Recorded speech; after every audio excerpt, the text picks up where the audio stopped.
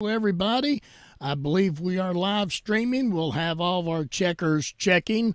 They have fact checkers now checking everything, so I'll have my fact checkers that are here in the Zoom room to check and make sure we are live streaming. But it is so good to have y'all with us tonight, and we hope you are dealing with the pollen in your area as good as we are here in Tennessee. It's the ground is yellow. It's not with flowers. It is yellow with pollen. Oh, yours yellow, mine's green. Okay. Okay.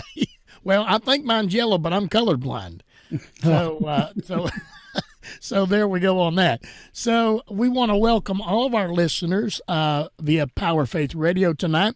We've been getting some great responses and just really happy to see you all that come. Our Georgia people just text, and they're with us tonight. They have 18 people, and we thank you for listening, and we're hoping one day to sneak it down there and meet those folks. But we want to thank all those listeners on Power Faith Radio. Those of you that are listening by Torah for the Nation YouTube channel, please subscribe to that channel. Hit that notification bell that you'll be notified every time a new video goes up. Those of you that are joining us via B'nai Noach Connection with Israel Facebook page, we want to greet you. We thank you so much for joining the group. The group is growing, and we always try to say this group is not for debate. It's not a place to come and argue. It's not a place to come. My grandmother used to call it getting on your soapbox. Some people come and ask a question, and they're really not asking a question. They're just on top of their soapbox. But we appreciate you coming and joining the group. We ask that you share these videos with all your social media platform. We have also added back tonight B'nai Noach Community of Tennessee. And I want to say, of those of you that are watching via that Facebook page, when Terry and I put that page together, we didn't want it to be, some groups, they just get everybody, and that's okay. But we wanted this to be located with those that are in and around Tennessee to help show forth the moral. There is moralities around here, and we wanted to just bring the Tennessee, the surrounding areas together, and just do some great things, tzedakah and all those type of things, and sharing community events that people can partake in, like yes, area food banks, food drives, any kind of thing to, if there's a disaster in the area, to be able to help out, just being a good neighbor. Right. And now I want to apologize to you if you try to join B'nai Noach Community of Tennessee. We try to limit those that are there to just the ones that are here in Tennessee. We have a couple that are outside of Tennessee, but I think they frequent here. So we're just trying to, so we apologize if you're in somewhere else and you try to join in. We just try to keep that at a local place. Did I say that right, Terry? Right. Okay. And I'm going to change the subject now and say, Terry, take it away. Oh, yeah, you would wait. I'm having one of those pollen afternoons, just like the guy on the radio here. He goes, yeah, we enjoyed the rain. It cleaned our cars off. Pollen's back. Yeah. The rain quit and the pollen's back. It's like I said, it's really bad around here when you can see it blowing around on the road like snow is during the winter, and it has been like that this year. It's for some reason it's been heavier than normal than I can remember. Anyhow, I just want to greet everyone. We got a whole list of people now. I'm not going to try to go through each one of them because I know I'll forget someone, and I don't want to forget anyone. I'm getting that old timers now. I do want to thank everyone that's here with us, listening to us, either by watching video or by radio as well. Thank you for joining us. Tonight I'm going to do something a little bit different. We still have a little bit in the book of Jonah to go. We're past the major part. Last week was the major part of Jonah. The rest of it deals back with some of the stuff that Jonah goes through in with his mission. But tonight I wanted to do something a little different.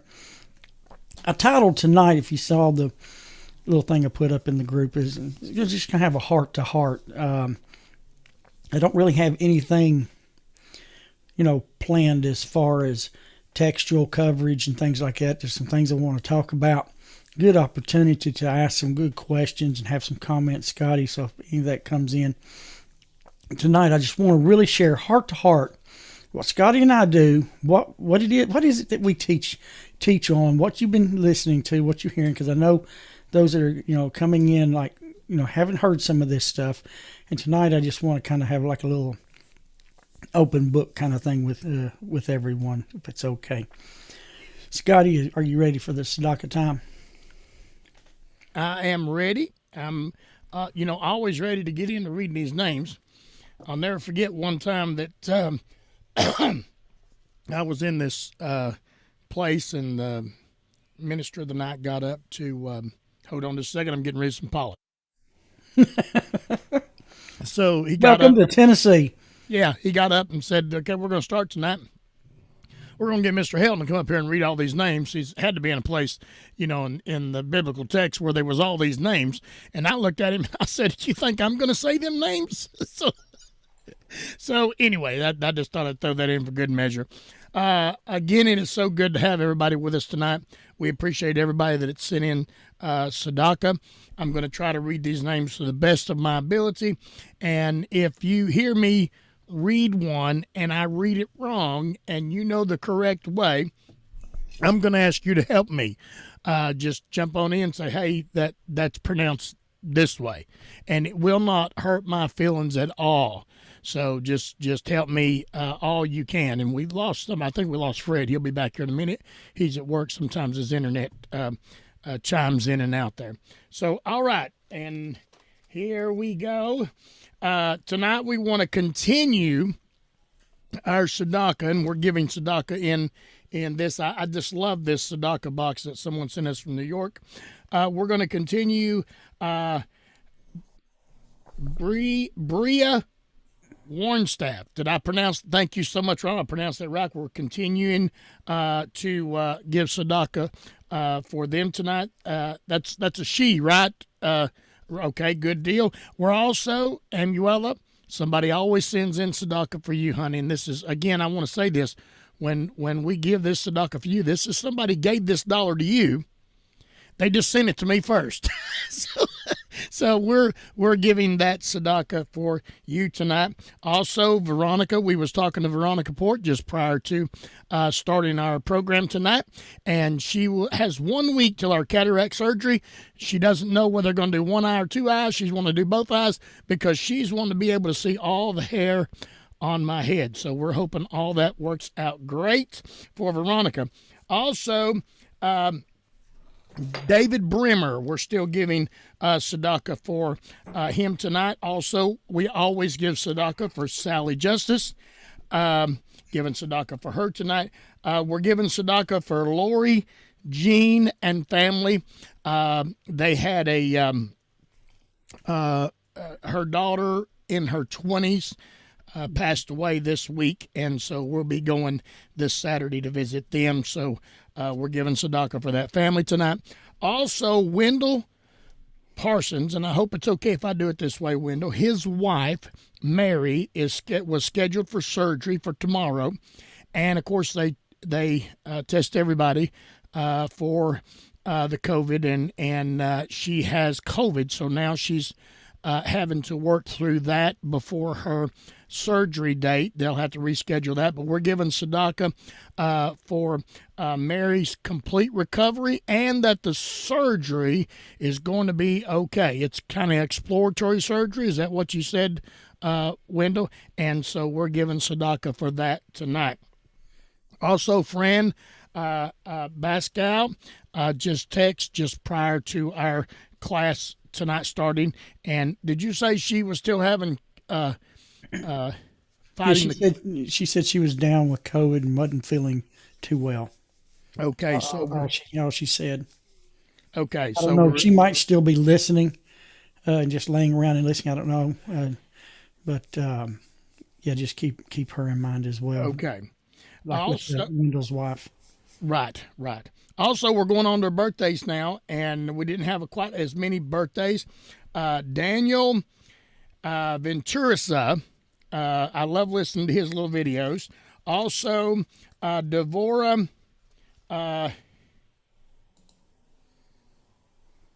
Guinness.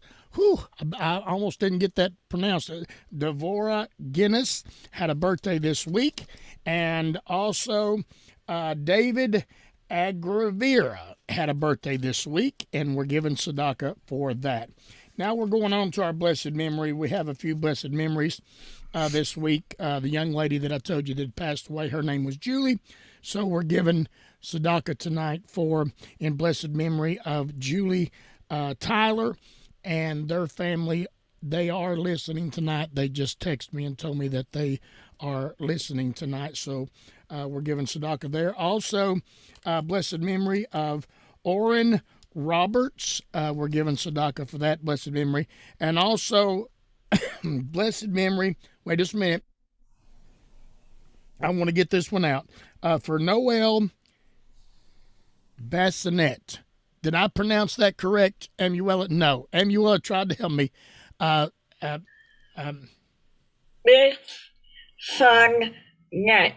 Bissonnet. Got it. Okay. That is Amuela's father. So we're giving tzedakah. Thank you, Amuela, for helping me on that.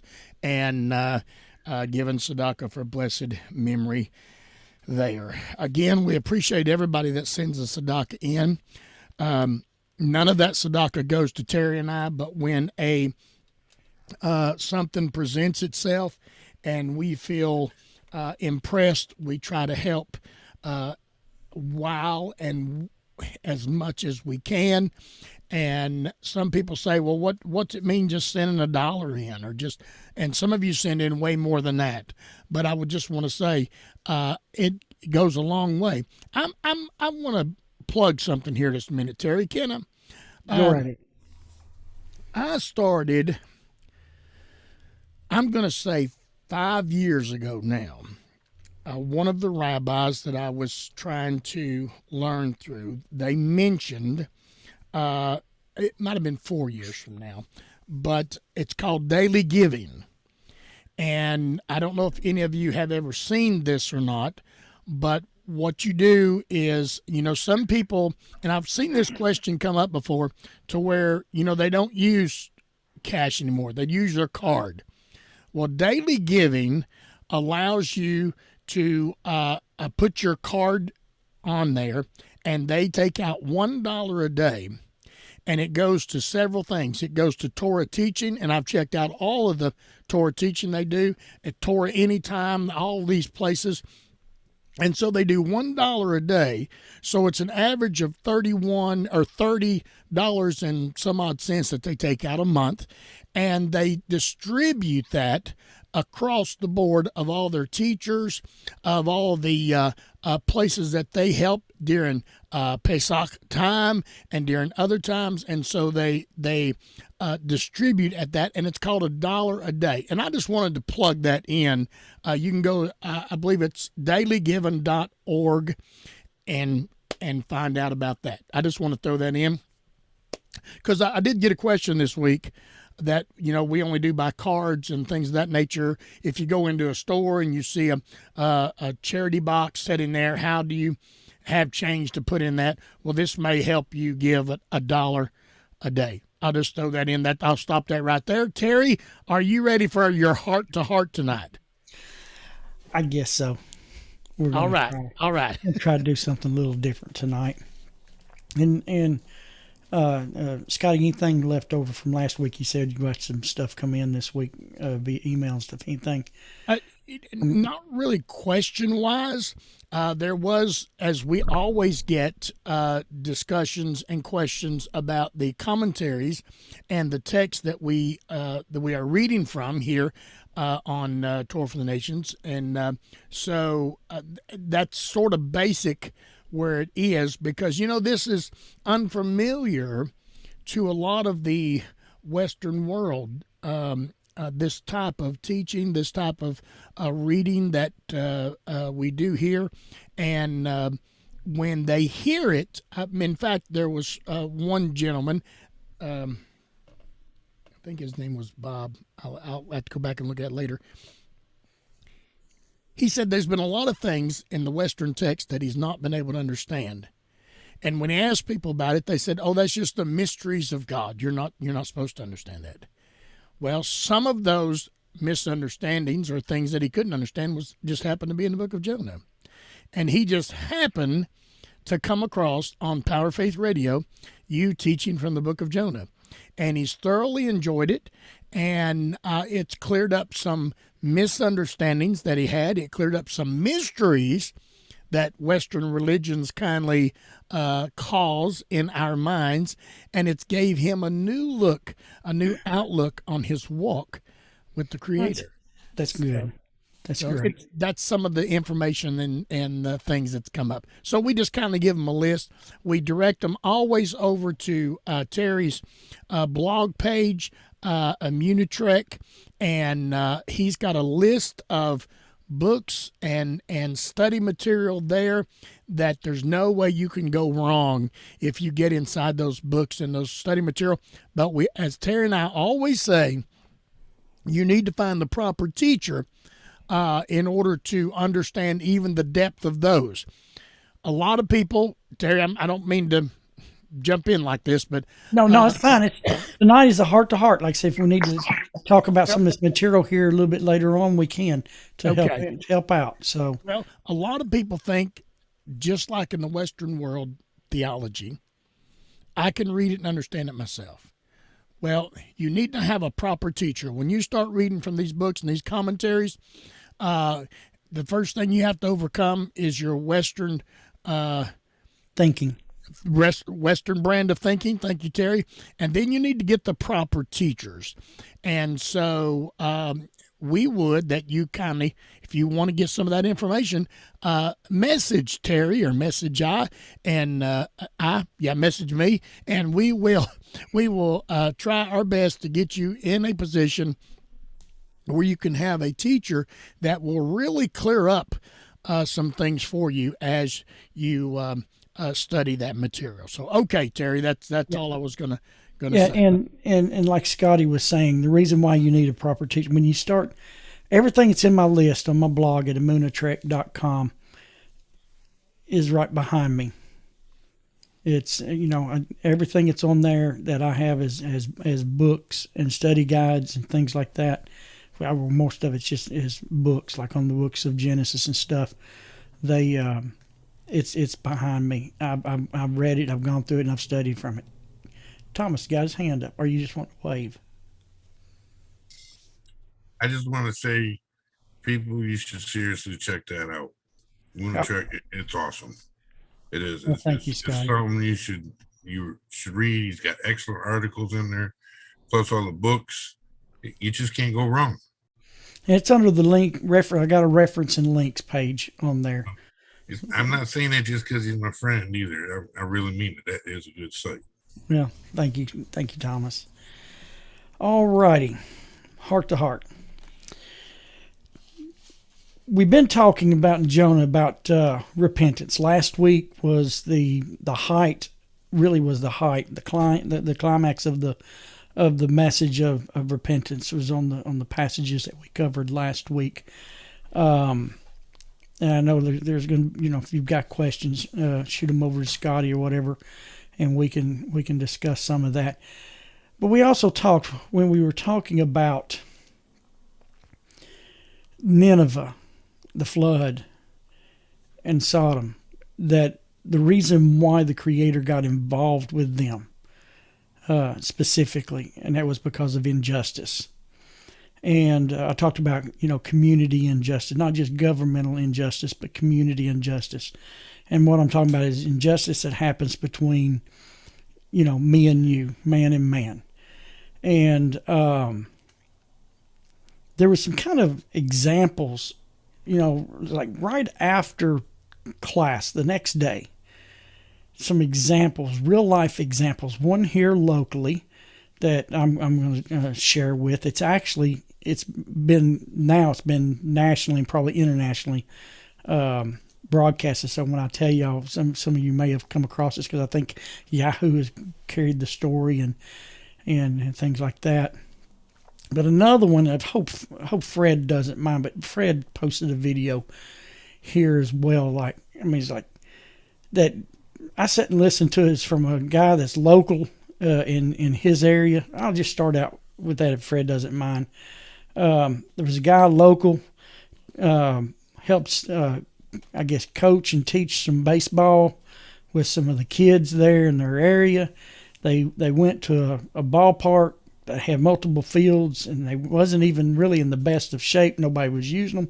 There were some people on one of the fields, and they were just out there with a bunch of 9, 10-year-old kids just tossing the ball around, batting, getting some little bit of practice in. And I guess the local security guard or someone like that was supposedly watching over it came and got involved and made some issues and basically run the people off, and it was a public park, saying they had to pay a certain amount of money to be there and this and that, and just made it difficult. And Fred's keeping up with the story there to see what all happens on that.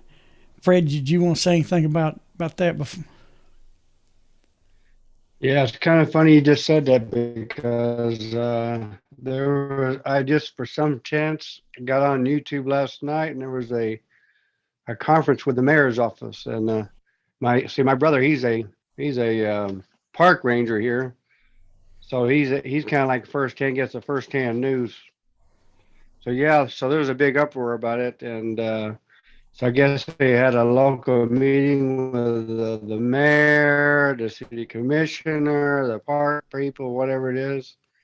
And, they had a big meeting with everybody, already set policies to make change. So just what the young man did, he got people talking. And the local government around here, they're pretty conservative. So they didn't whitewash it, but all of them said the same thing like we get from the Torah. Sometimes someone's got to stir something up to see that there's a mess going on. But they've already put policies in place to rectify it. They said they had a good outcome, and you know what? That's what you want to have. So they said it was very productive, and they're going to make a lot of changes. So, that's great. Well, I'm bringing that up, and I want to bring up another situation that happened here in my area, and Fred lives there in Kentucky. And this all happened in his hometown, and here in my local area. Matter of fact, my daughter for a short time worked for this guy. So when we heard his name on the radio, it was like, what? He's a local insurance office owner. He's a small business, has a local insurance office, and he stopped at a local fuel station to get some gas. And it took about 12 gallons to fill his car up. He went to put the pump back, the handle back on the pump, and noticed that his price was only like $5.40. He thought something was wrong. So he got to looking, and he noticed that the price on the pump for premium, it was his wife's car. His wife has a vehicle that requires premium fuel, and he was driving it that day, and so he got 12 gallons of premium fuel for $5.40. He got to looking at it and noticed that it was 0.0459 or something like that for the price, and he goes, I wonder if this is like a promotional thing. So he went inside and talked to and asked the owner, and the owner was of a different nationality, and had come to this country to have the opportunity to have his own business and stuff for his family. There was a little bit of a language barrier, so he was motioning to the register, for him to pull out the receipt. And so he printed off his receipt, and so he showed him how much it was for 12 gallons. The owner accidentally put the decimal in the wrong place. And this went on for 5 hours, and nobody came in. The owner was in tears. He said the owner was in tears.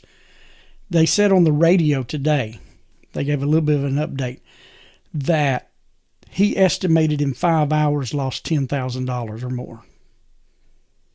in 5 hours' time. And he went in and showed the man this issue because he says, this isn't right. I know premium fuel doesn't cost this. And the owner had made a mistake. And this man went ahead, he said, told him to figure out the balance. He wanted to pay the full price. He wasn't going to rip this man off. And he said, actually, there were people in line that got mad at him because they didn't get to pay for the 45 cents a gallon. You know, they had to pay full price. And they actually got mad at him for doing what was right. So for 5 hours, people came and left and stole from that man. They didn't inquire. They should have known nobody gives a promotional, price of fuel like that, right? Especially right now with everything that's going on in the world. And out of 5 hours, one man did what was right to help take care, because this was like the issue of, someone who lost something and he returned it.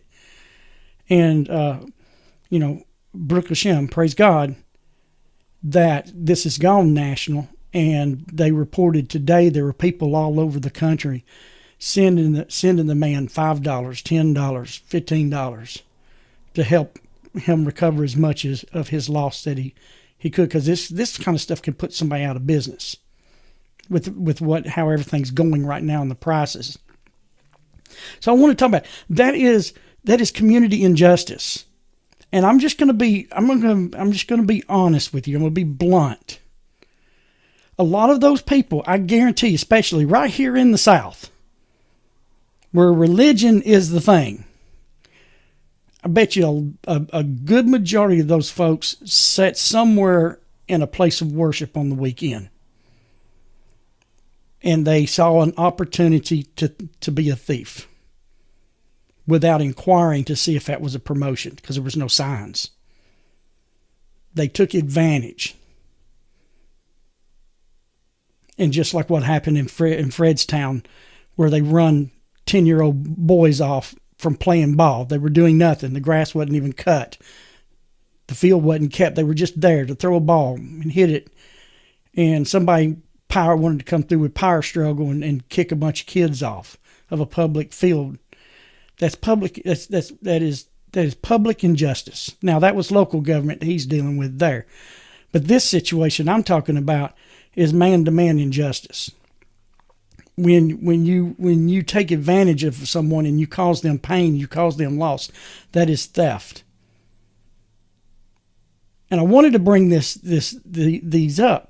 situations up, because I know y'all hear me mention a lot, in the term, and I'm not really wanting to care as much for the term, but it's the term that we have to work with today. Then I talk about the Noahide Laws. It has a lot of negativity with those who don't know what it is. There's videos out there that hates it and thinks that we're going to run around and cut everybody's heads off. They don't understand. Those who are ignorant of the laws make up a lot of stories that ain't true. Boy, there comes my Chattanooga Southern out. That is not true. Sorry about that, but well, no, you're going to hear it probably plenty more. I'm just a Southern boy.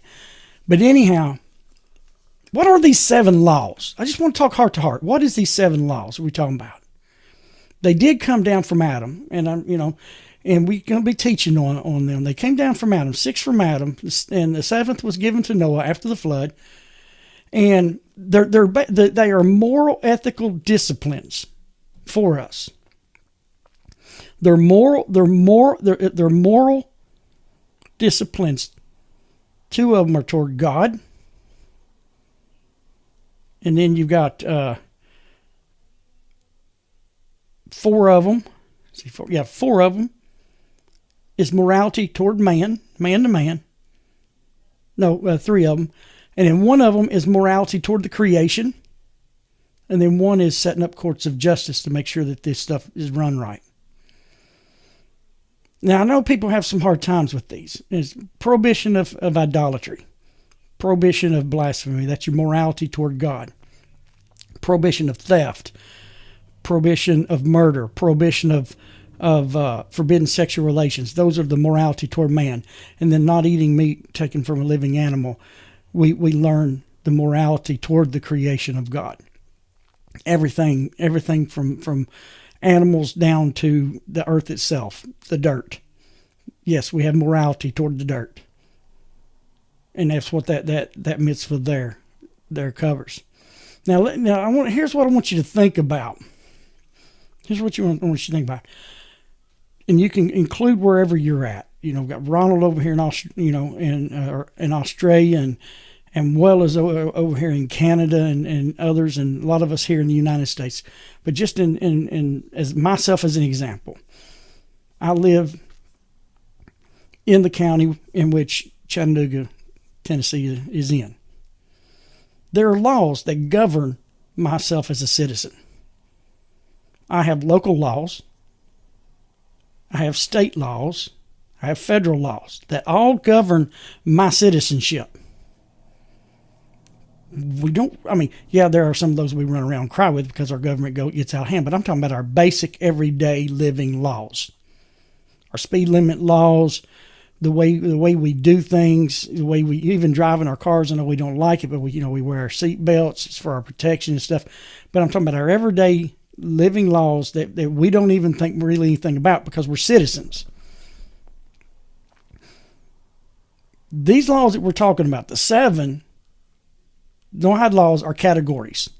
They're very, very layered in our lives. And like I said, it's morality toward God, morality toward man, and morality toward His creation. That's really what they are. They're moral disciplines. But understand that the Creator, He's our King. He's the King. We say Master of the universe, He's the King of the universe. Well, a king has to have a kingdom. These rules are the rules for the citizens of that kingdom. These are citizenary rules. They're simple. They're how we live as citizens. Every human being is judged by these. Whether you accept them or not, we're judged. They were judged at the time of the flood. They were judged at Nineveh. They were judged at Sodom and Gomorrah. They're judged. They're there. They're bedrock. Everything. Every human being. Now, Israel being the priestly nation, the Creator expanded them because of the mission that He gave them.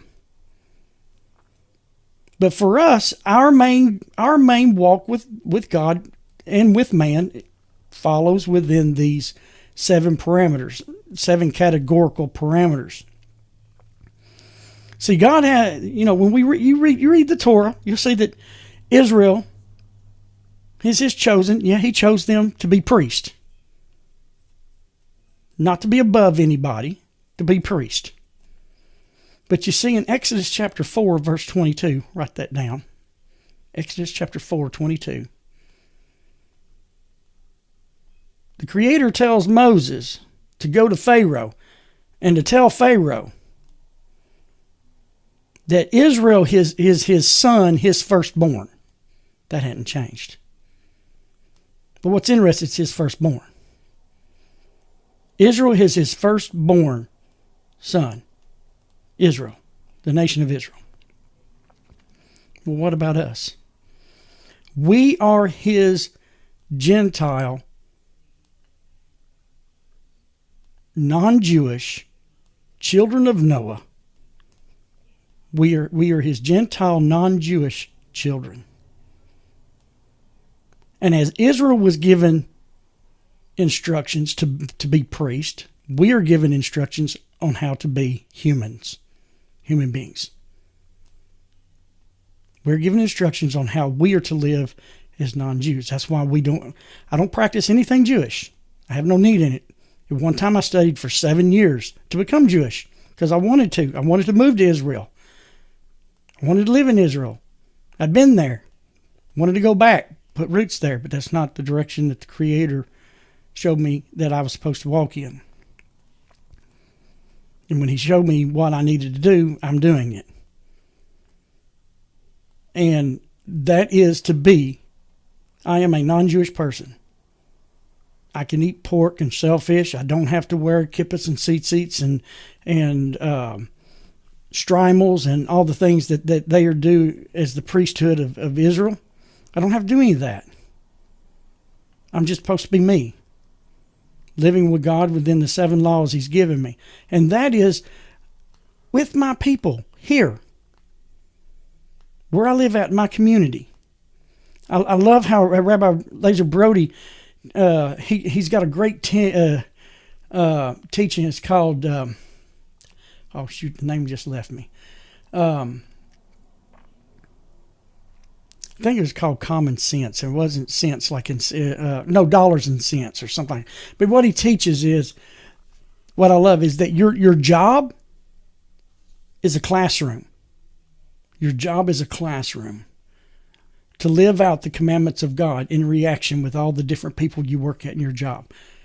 Your neighbors, your community, your family is a classroom in where God let you learn to live and to grow within his commandments. And when you start seeing that, it makes it a whole lot easier. And in some instances, it makes it harder when you've got somebody that's very difficult. And I've had a couple people in my job life here lately that's been really difficult, and I've had to stand there and grit my teeth for a little bit and remind myself of the commandment. Like one of our commandments and sub-commandments of murder is you don't raise your hand to strike another human being. If you just raise your hand to hit someone, that's a sub-law of murder. Not permitted to do that. Someone made me so mad one day. They made me. I hadn't been that mad in a long time. And I'm standing there, and I had to put my hands in my pocket, and I had to remind myself, do not lift your hand, because that's a violation. That's not how the Creator wants you to live. See, it's not a burden. It's a morality. Now, if you have to defend yourself, that's a different story. That's why it's called murder and not killing. If you have to defend yourself, you have to kill someone in the defense of yourself or your nation or your city or your family. That's a different story. You're permitted defense. But we're not permitted to murder. We're not permitted to shed the blood of someone who carries the image of God within themselves. And so I just kind of wanted to have a little heart to heart, because I know some of y'all are new and coming in. Listen, what are these guys talking about? We're talking about kingdom living. We're talking about living on the earth. We're talking about living on the earth as human beings. When you read the Torah, when it talks about salvation in the Psalms and in the Torah, it's salvation of this life. When you're in a situation where you could be in danger, you could be in harm, you could be in a place where your life could be taken, the Creator will bring forth the salvation for you. As it says in Psalms 62, where it says, He is my rock, my high tower, my salvation. It has nothing to do with your soul. It has everything to do with your life right here. And these laws, these disciplines, is like what I like to call them. They're disciplines that the Creator has set forth, because you are created in the image of God. That's why He has the right to tell you this is what you need to do. He doesn't force it on you. But you're in the image. You're in the image of the Creator. And when you're in the image of the Creator, then you want to do what He asks. And so these disciplines, these 7 categorical disciplines, is how you live here on earth as a human being, but it's also how you live in the kingdom under the king. It's also how you live in the household when that king is your dad. He is the dad of Israel inside the palace. He's our dad outside the palace. We are His children that live outside the palace. We are the ones that have to live out here in the kingdom to make it work. We're the ones that are toiling the land. We're building the businesses. We're taking care. We've got the dog. We work 7 days a week. We have doctors and firemen and policemen and emergency people who are around the clock 7 days a week. Scotty does service work for a guy who owns a bunch of property. That boy sometimes works 7 days a week to get his job done. That doesn't mean you have to work 7 days a week, but I'm just saying we are put here on a 7-day-a-week situation to help this, to make this planet a good place to live and and to cause it to be in harmony and for it to work. We settle all the lands. See, Israel doesn't settle all the lands. See, when Israel is outside of Israel, there are commandments they can't keep. See, I'm not going to raise some questions here, Scotty. But see, tithing is misunderstood in the Western world. Tithing is a commandment within Israel. It's based on the products, the fruit and the vegetables and the produce of Israel. And so a farmer that has to tithe, he grows his plant, he has to tithe to do that. Well, because there's no temple right now, they're having to do some different things with it. They're still doing it. Instead of giving the fruit and the vegetables to the priest of the temple, they give it to the poor and the needy. They give it to the food banks, things like that. But when they're outside of the land, they don't have the commandment to tithe, though they still do. They give to charity. They still do to help, so they know how the system continues to work regardless. But I'm just giving you their laws that was given to Israel when they are outside the land, they don't observe those. They're only within the land of Israel. The commandments are within the land. But for us, the commandments that God gives us, the 7 commandments that are just well go, fits every culture, whether you're in Africa, whether you're in the islands, whether you're in Australia, in the Antarctic, whether you're in the southern United States, whether you're in Russia, China. It doesn't matter your culture. Doesn't matter your language. We all have the same base disciplines that we're to live by, and we are allowed to grow those disciplines within the culture that each one of us have. As long as you don't violate those laws, you can be in accordance with your culture. You know, if you're in the islands where it's hot and it's humid, your dress reflects your culture. You can do that. You have people who, like here, I love the music of the mountains, the fiddles and the banjos and the mandolins. Oh man, it tears me up. I love it. You can get some really good spirituals out of that.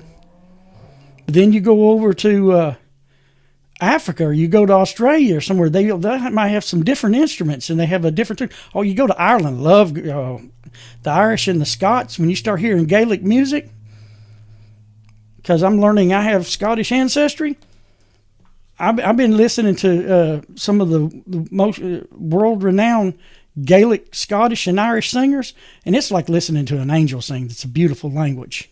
Don't understand a word, but I can almost hear it and cry, and they're talking about the sea or something. I'm sitting there crying. But these disciplines he's given to all of us to take into the world, to create a world where the king could travel anywhere in it and be at home among his children. And he's got his Jewish children, the priest. He has that experience. And there's so many, out here that have started learning this, and they want to be half Gentile and half Jew, and not committed to either way. And they're robbing God from a full-blown Gentile, non-Jewish childs. That's who we are. We're the non-Jewish children of God, the sons of Noah, and he wants to experience that with us. And I mean, I'm for so long I was in religion, and the religion defined who I was. Then I studied. I was Noah. Later in life, as my path, different things happened in my path, and I share bits and pieces later. I fell in love with Israel. I wanted to be there. I did. I wanted to be there. I studied it for almost 7 years, and actually was in the process of selling my house to move to a Jewish community to take the next step that would have given me the opportunity to be able to move there. That was my path plan until the Creator stepped in and says, no, that's not where I want you to be. And I am proud to be a Gentile child of God. There's nothing wrong with it. As long as we're walking in those commandments before the Creator, it doesn't matter whether you're Gentile or Jewish. You are who God created you. And maybe I'll do a lesson on Genesis chapter 1, 11 through 13 again, on the law of species, the law of kind. God creates things as according to their kind. And he wants us to serve him according to the kind he made us. He didn't make me Jewish. He made me a southern United States boy that loves biscuits and gravy and some real good sagey pork sausage. But he made Jews that can't eat pork sausage. He gave them their things. And he loves being with them. And he loves being how when they're observing the commandments he's given them, everything's great. And when we do the observe the commandments that we are doing, everything's great. But the problem is, out here in the world, we haven't done so well. For one, I know a lot of you've never heard of these Noahide Laws, as they're called today. But the reason why you haven't is because our ancestors rejected, neglected them, didn't pass them down. And then at Mount Sinai, the Creator reaffirmed them with Moses and gave Israel the job. Okay, the people out there aren't going to pass it down. They're going to go do their own thing. Their job is to teach us. Problem is, over the last few thousand years, they've been persecuted and they've had to withdraw, like a whipped animal that draws in. But now, in the last, since the 80s especially, the doors have begun to crack and begin to open up, and Israel is starting to be able to operate like Israel's supposed to. And they've been sharing with those of us that, that want to learn how to walk in the ways of God and His paths, like it says in Isaiah chapter 2. They'll teach us. And some of them still, if you go up to them, not going to teach you. But they're having to learn it as much as we are, as far as getting the relationship reestablished the way it's supposed to be. But I just wanted to have a heart-to-heart and share with those who are especially those who are new, that they're new to listening, that we're not talking about a religion. We're talking about a set of disciplines that allows us to live with each other on this earth as human beings, and to understand that as the Creator is not only our Father, but our King, which means with a king, there's a kingdom. We're in the kingdom outside the castle, and He has rules for the kingdom. He has house rules. And that's what we teach. That's what Scotty and I teach, and we share. And with things like what Fred and him is going through in his town, this situation that happened in our town with the injustice, we need to look at these things. Because see, when this man went in and brought to the attention of that business owner that he had made a mistake, and that this man said he wanted to pay what he was supposed to have paid, he just did the kingdom business. He did what the Creator wants us as human beings to do. I know we don't recognize these things, but that's it. This is everyday living. See, the 7 laws become everyday living. It becomes kingdom business. You may not see, too many people look at religion. No, it's not religion. It's kingdom business. It's human business. I hate the term Good Samaritan. It's an anti-Semitic term. If you understand the story and learn what the story is, it's an anti-Semitic story. I'm tired of saying someone's a good Samaritan, a good Christian, a good Muslim, a good Buddhist. I'm tired of people being a good religion. No, you need to be a good human being.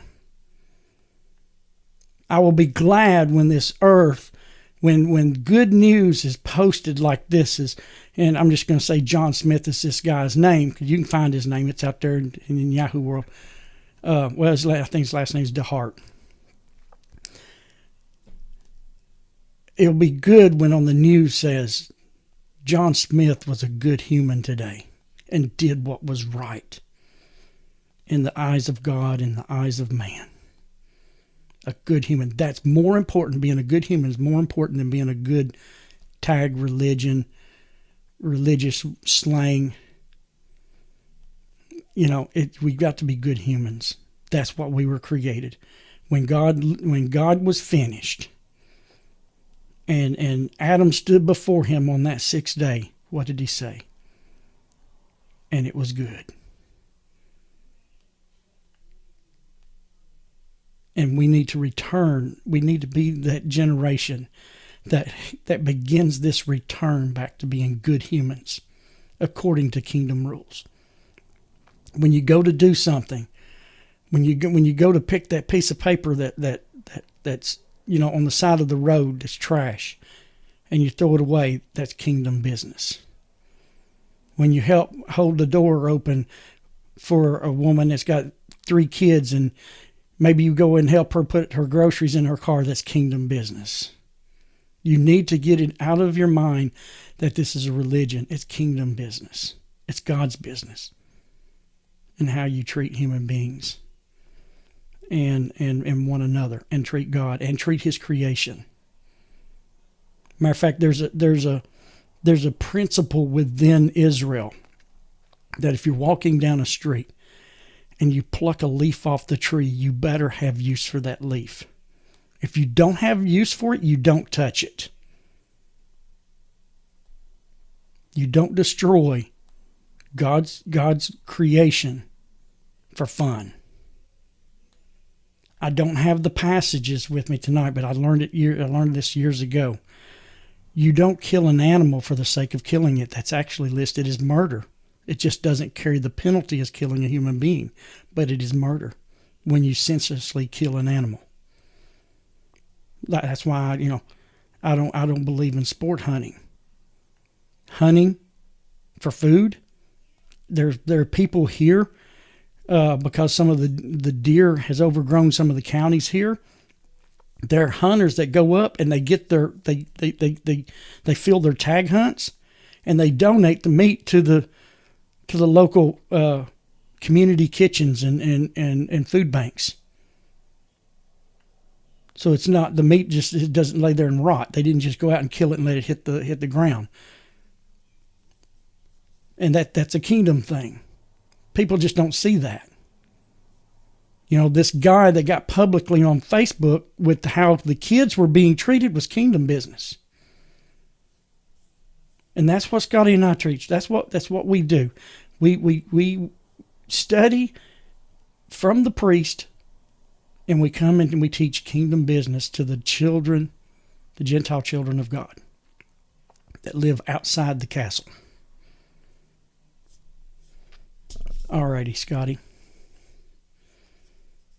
I know we probably got some questions, and that's fine. That's what I was hoping we'd give a little bit of time tonight. Actually, I think everybody is sitting with their mouth open, because I think you covered that very well. Very well. Can I let a little bit of the evangelist come out in me? Go right ahead. Oh, by the way, I hope y'all heard me tonight, because Scotty let me know this week I was broken. You know what? You done great tonight. I had to adjust my mic. The vocal was great. Go ahead, Scotty. I want to read a text, and I know you're going to want to jump in on this once I say what I want to say about it. But the evangelistic side in me has always taken inspiration and trying to inspire the people around me. And I personally do try my best to do that in many different ways. But there is a text in Genesis chapter 2, verse 5. And it says, now I'm reading from the Chabad website. It says, Now no tree of the field was yet on the earth, neither did any herb of the field yet grow, because the Lord God had not brought rain upon the earth, and there was no man to work the ground. So here's the evangelistic side of me. I'm just going to put a little bit of this out here. There is ground around you everywhere you walk, with seed waiting to take root and grow. And all it takes is you to work the ground, work the soil a little bit, and watch the flowers grow. There are people around you that have seed in them of goodness and kindness, but they're waiting on you to do something to work that ground in them, and that seed will come up and the flowers will grow and it will just blossom everywhere. Okay, just want to throw that in, Terry. Oh no, that's good. I mean, we actually covered that passage here Yes. a few weeks back. Amuela, do you have a question? I think Amuela's got a question. It doesn't have anything to do with what you talked about tonight. That's fine. The question is, if you end up in the hospital and they ask you what your religion, because up here, if you say, like, you're a Noahide, they're not going to understand what that means. So when you're on your deathbed, guess who's going to come and visit you? The priest. Right. So Go ahead. in another group that I used to belong to, they said, when you go to the hospital, tell them that you're a Noahide you. It's not I a good. know that It's not a good. It's not a good I term, didn't but feel comfortable with that. no, it's not a good term, and here's the reason why. All human beings are Noahide. Noahide is a modern, well, not necessarily modern, but it's an English word for B'nai Noach, which is in the scriptures, which means the son or children of Noah. And all human beings is that, regardless if you're Gentile or a Jewish. But the Jews take on a different identity because of the mission that God called them through Abraham. Okay, they are technically we're all Noahides. We're all children of Noah. That's all that is. But religions, I understand why they ask that, because most people have religious views and they want. So really, to be honest with you, at this point in time, is the best thing to do is to put down that you're Jewish. Because like me, if I'm in the hospital, I want a rabbi to come and talk to me. And then you can explain to that rabbi where you stand as a non-Jew, and they will understand. That's for me personally. That's how I would personally handle it. I know a lot of non-religious affiliated people, as what we are. That's what they put down, because that's, as far as clergy goes, that's who they want to talk to in times like that, because then them and their family can explain to them their status of humanity. Titles stink. It can cause problems.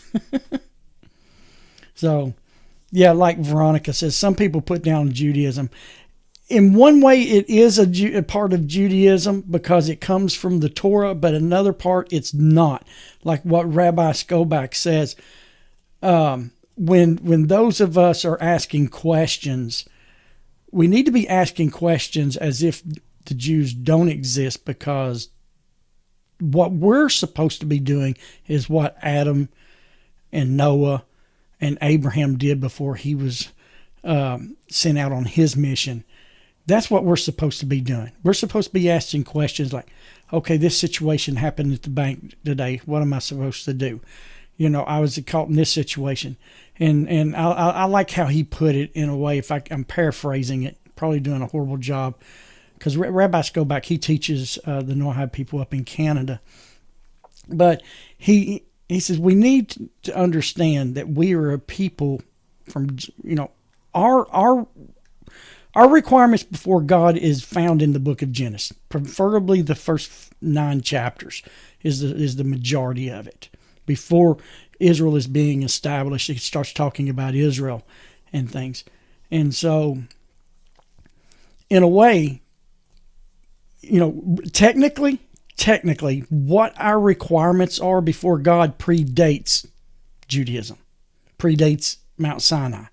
But because of man's wanting to do things his way, he lost the authority to pass on these laws. It now has to come from Mount Sinai. He gave it to Moses. Moses is the main one. He's what we call Moshe Rabbeinu, Moses our teacher, and he gave it to the priest to do. And so the authority no longer comes from the covenant of Noah, but it comes from Moses, on behalf of the Creator at Mount Sinai. And that's why it's tied to Judaism. But technically, our requirements before God as the Gentile, non-Jewish children of God actually comes from Adam through Noah, as far as where the foundation was laid with that.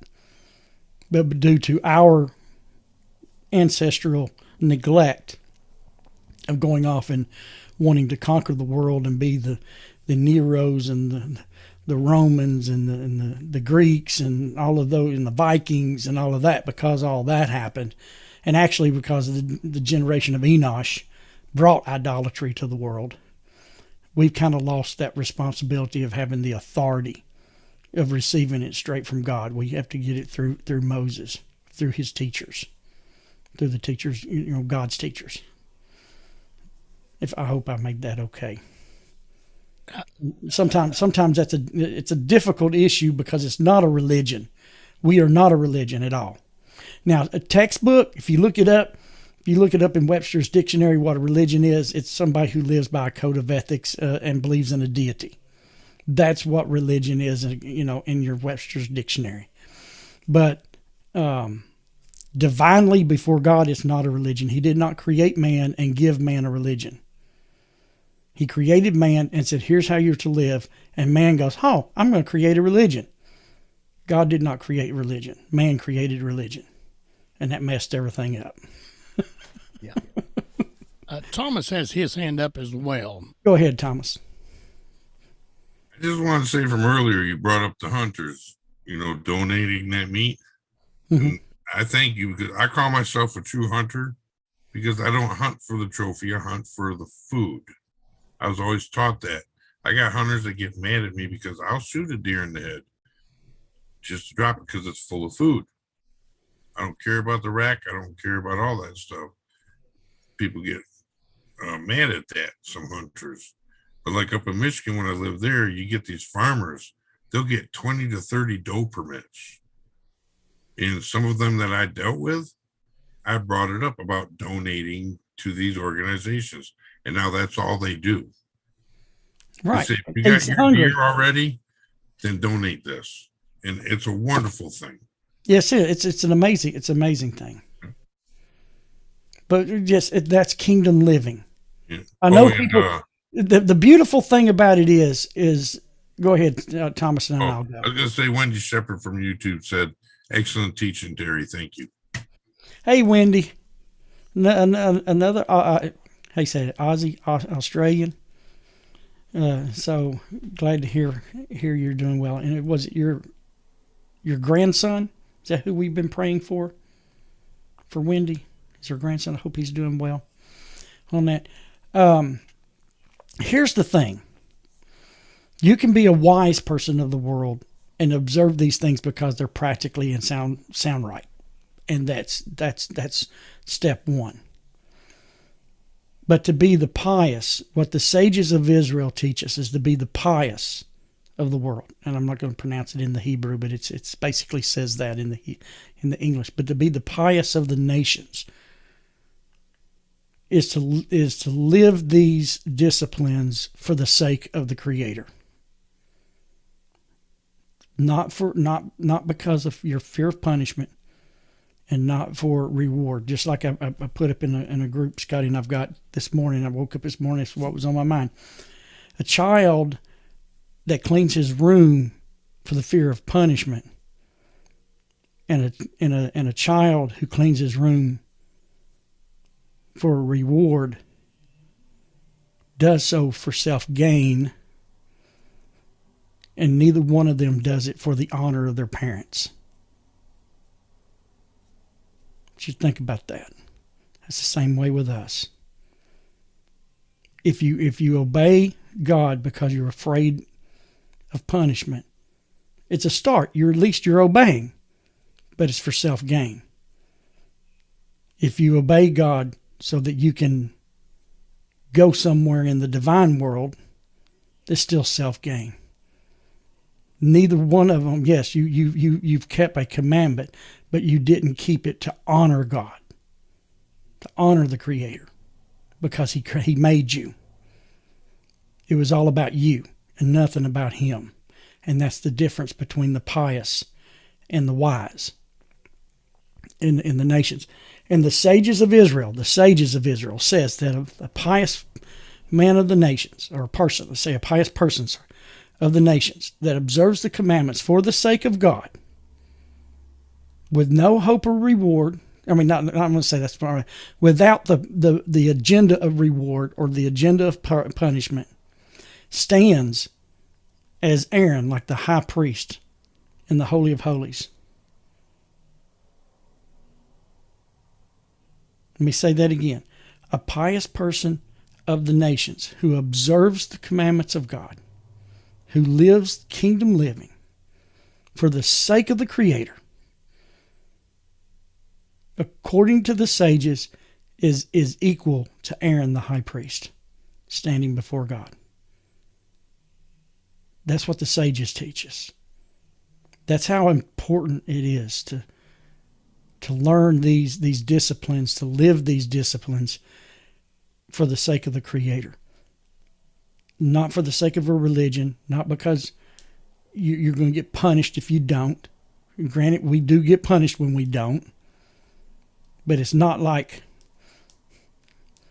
God has been given a bad rap, because when people say, I don't even like the word commandments, because there's so much, religion has done so much damage in giving the Creator a bad outlook.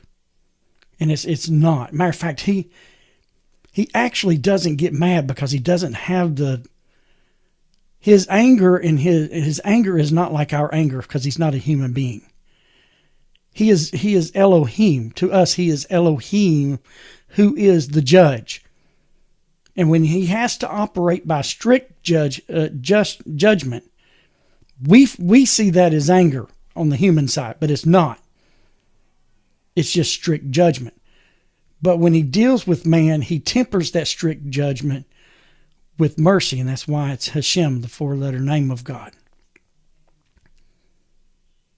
And there's just so much more to that.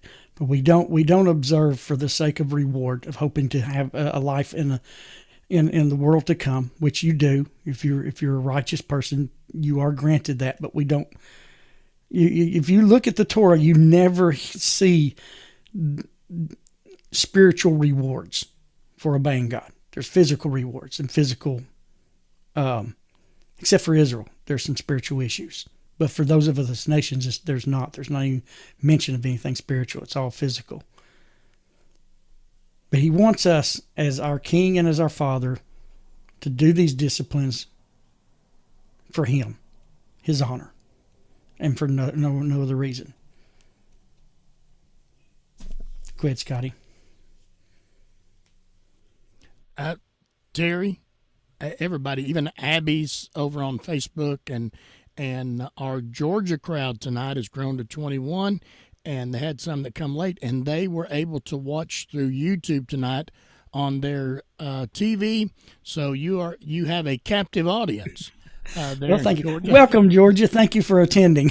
So, Terry, awesome heart to heart tonight. Again, I think a lot of people are sitting with their mouths open, because I think you have given clarity to what is our responsibilities. What are we doing here?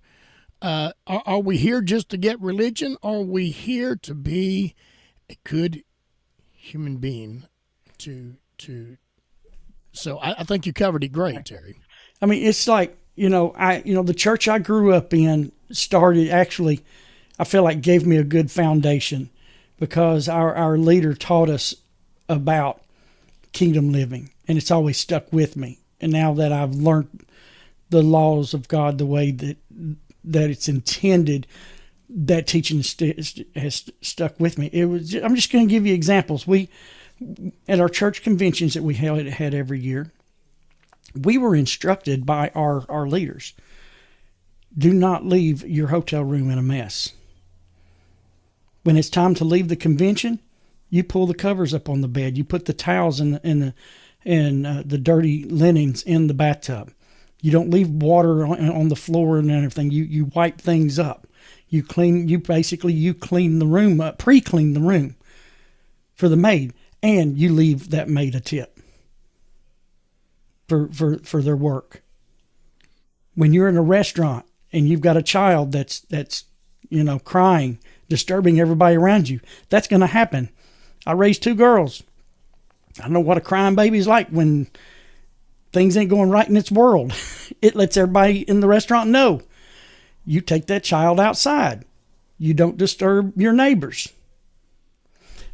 Scotty, can I have a few more minutes, because I remembered something I wanted to read? Yes. Is everybody okay if I take a few more minutes?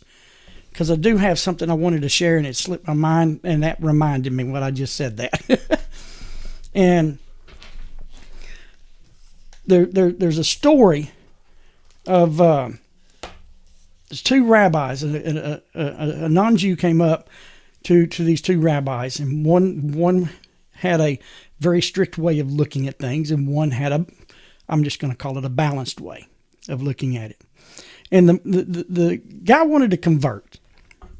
He goes, so he challenged the strict one, and the strict one didn't want to have anything to do with him. He pushed him off. So finally, when he came to the other rabbi, he says, teach me the whole Torah while standing on one leg. And this rabbi said, to love your neighbor as yourself. Everything else is commentary. Go and learn. See, everybody thinks that love your neighbor as yourself comes from those guys who wrote the Roman words. But it didn't. It comes from, I believe it's Leviticus 19. It comes from, the Torah itself. And what I want to share with you is that there's a basic understanding that to love your neighbor as yourself means to treat someone how you wanted to be treated. That is your basic number 1 level with that. And as I was studying what's called Musar, it's studying character perfection, working on your own character. One day I was studying what's called the Gate of Love, and it was talking about the different aspects of love. And it brings up this passage, says, and this is the great principle in the Torah. What you hate, do not do to your friend. It goes on, and the author of this particular book, this book is several hundred years old. It's Orchis Tzadikim. And so the writer of this book, hundreds of years ago, wrote these points down, and I thought this was really good. And I want to share this with y'all. I wanted to share this with y'all, so I hope y'all hang in just for a few more minutes. It says, the author says, and you should love your fellow man as yourself. In order to understand this mitzvah properly, understand that mitzvah is a Jewish term that's translated as commandment, law, deed. It depends on how it's being used. There's applications of how, and I like the word mitzvah better than I do commandment because it has a negative. Law can have negative. I love the Hebrew of it, but it's, to best understand this deed, I'm going to say for tonight's sake, a deed, to best understand this deed of loving your neighbor as yourself. He says, there are 2 important points that are often overlooked and misunderstood. Now, some of this I don't think many of you, unless you've studied this, will have heard what I'm about to bring you. And I hope this will enhance your life. This deed, this mitzvah, does not necessarily mean one should do for others exactly what he should do for himself. Meaning, whatever would make you harmful to you, well, you're not going to do that to your neighbor. Doesn't necessarily mean that in its full context. Granted, now, if it's harmful to someone, you don't want to do that at all. But what we're going to do is we're going to take this to the next level. Don't do something to someone that you wouldn't want done to you. Now we're going to go to the next level of what that means. Each person's needs and wants are different. Thus, if one would do for others what he would do for himself, it could infringe upon another's dignity and wishes. Just because something is right for you may not be right for someone else as far as an action. Or maybe that action needs to be tweaked. We're going to see some examples.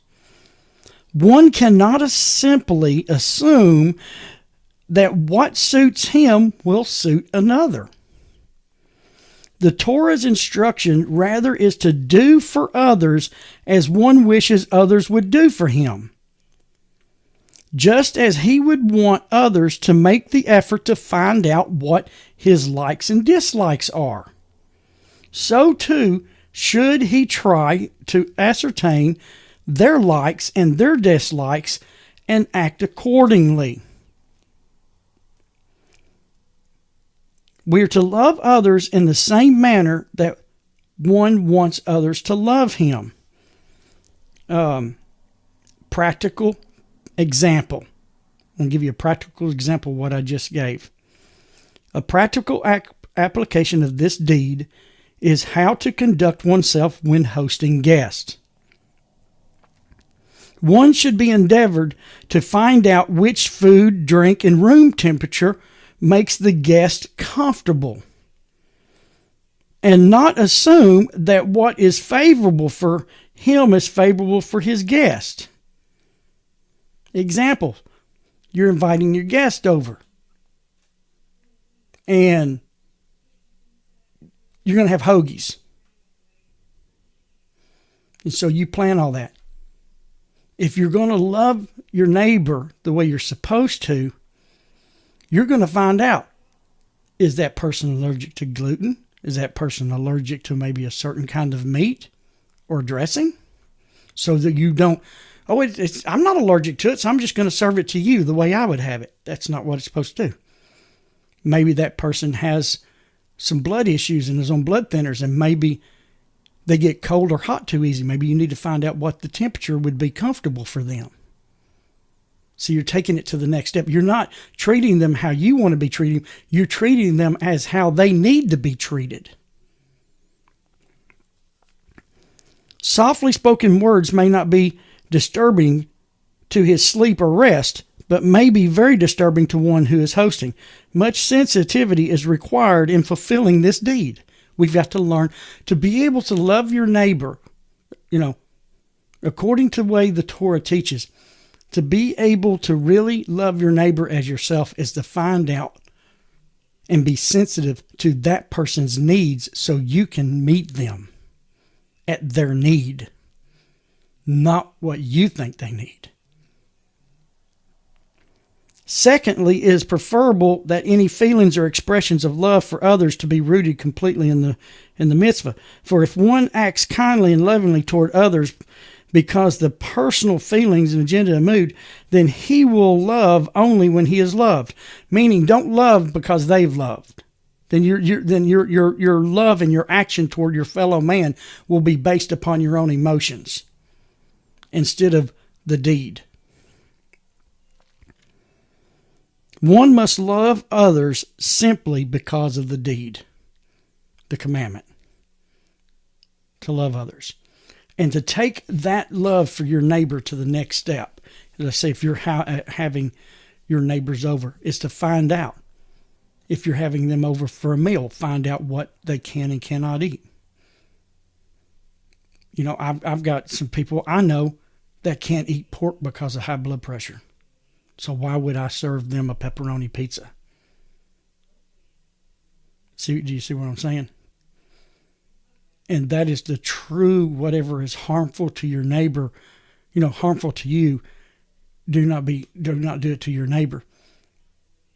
Just because maybe, you know, what I think is harmful, maybe something I don't think is harmful for my neighbor. So we need to be sensitive to one another in our situations, in our life, in living the kingdom life, to be sensitive, to find out what the needs, when it's time, when it's appropriate, find out what the needs of your fellow is, so you can meet them at their need, not what your need is.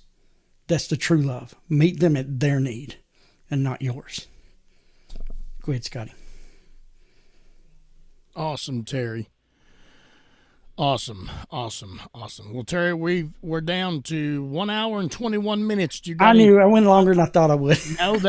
No, everything fell into place. I think everything was great, and I just think it was great. You got any final words to say before we come to a close tonight? No, I just if you have any questions, like I said, feel free to contact Scotty or myself.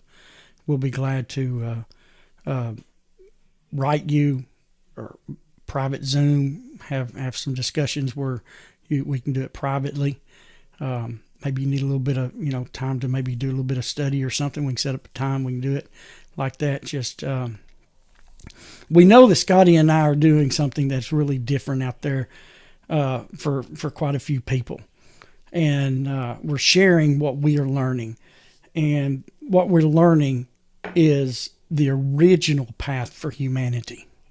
You know, there's a passage, and I can't remember exactly the context, and Scotty might know it, but it says, seek out the old paths and walk in it. And this is the old path. It goes all the way back to Adam and Noah. But its authority comes from Sinai now.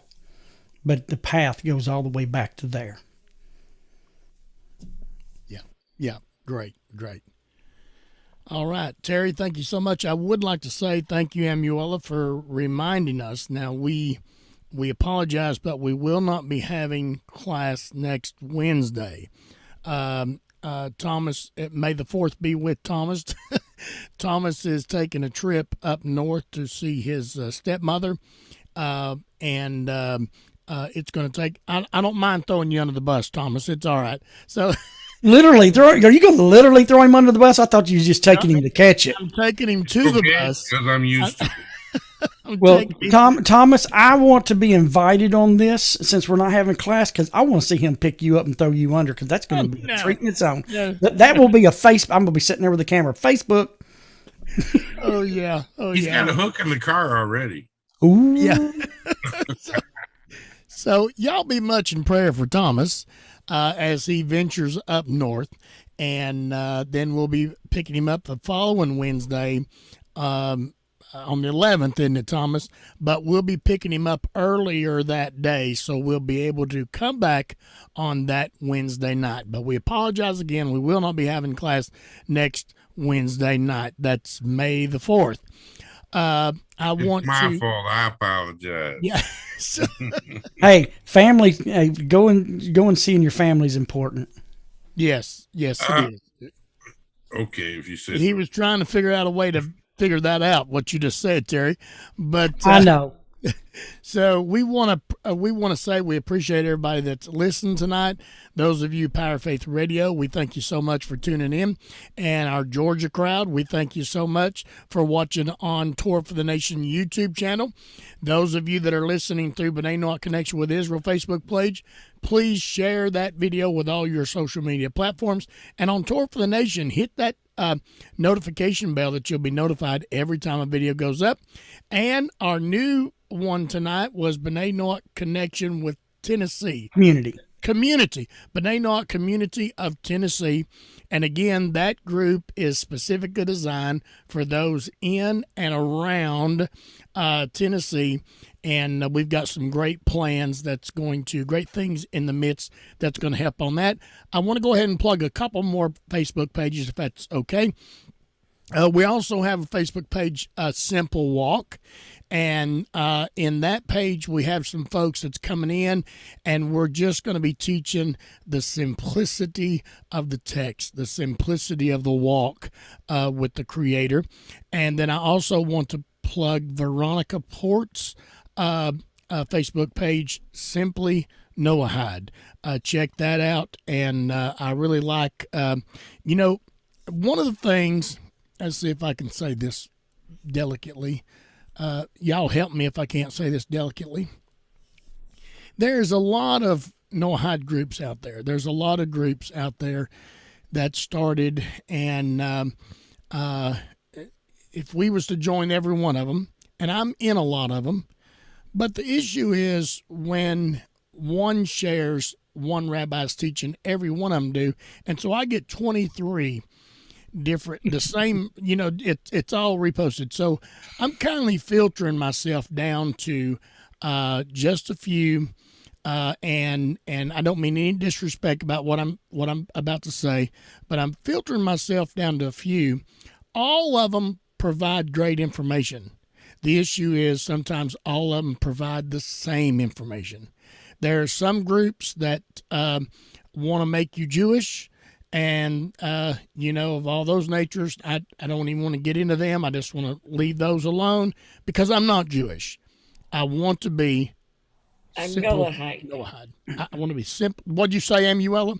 A Noahide. I want to be a simple Noahide. A Gentile child of God. Yeah, I want to walk a simple walk, and I want to affect the community that I'm in right here, right outside my front door.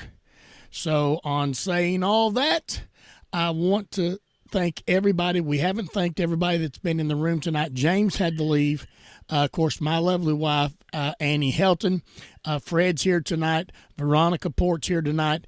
And Amuela Asher, Yeoman Asher, she's on the helm. And Thomas Schaus, he's on part of the helm. And then we got Ronald and we got Wendell. Let's please remember Wendell's wife. She's contracted COVID, and as soon as she gets that over, then she's going to be going to the hospital for some surgery. And all the names mentioned tonight, we dedicate this class tonight to those names. Having said all that, please remember one more time, there will not be class next Wednesday night. But now Rabbi Pesach Sherbo will be here Sunday night at 10 p.m. New York time. And I guess we'll see everybody then. I want to kind of just make one last challenge. Yes. Everyone on Power Faith Radio and all of the internet medias, I want to just challenge you something. I get an email in my email that's called Nougat Today. That I get it about almost once a day, at least once a week. That lets me know what's going on in the city, things to do, places to eat, activities, outreaches that you can, the food banks, anything like that that's going on, new events that's coming in the town. If you're not already receiving something like that, look in your hometown, your home city where you're at, for something similar that you can get in your email of the events going around in your city, and look around at what's going on. Like, this one had places to ride bikes and take car rides too, because we are a scenic city and stuff. But it also has to, like I said, things for the local food banks and what this group is going to be doing, and what the public library is doing. Get those things in your email. Get involved with your community and do some kingdom living while you're at it. Yes. I want to say Harold and Karen are watching on YouTube. Wendy's been on YouTube. Zacchaeus been on YouTube. And I know Zacchaeus from Peru. Zacchaeus from Peru. Abby's on the Facebook page. We've got a few more that have come and in and out on the Facebook page. And we want to, and of course the Georgia people's on the YouTube. We want to thank all those folks for coming in tonight as well. Yes. Thank you for joining us. We'll see you next week. Bye-bye. It's May 4th. New class. May 4th.